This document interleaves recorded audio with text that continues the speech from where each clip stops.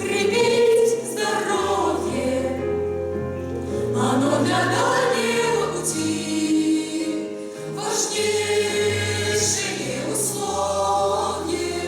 Пусть каждый день и каждый час вам новое будет. Пусть добрым будет дом у вас, а сердце умным будет. И мы еще желаем вам, друзья, всего хорошего, а все хорошее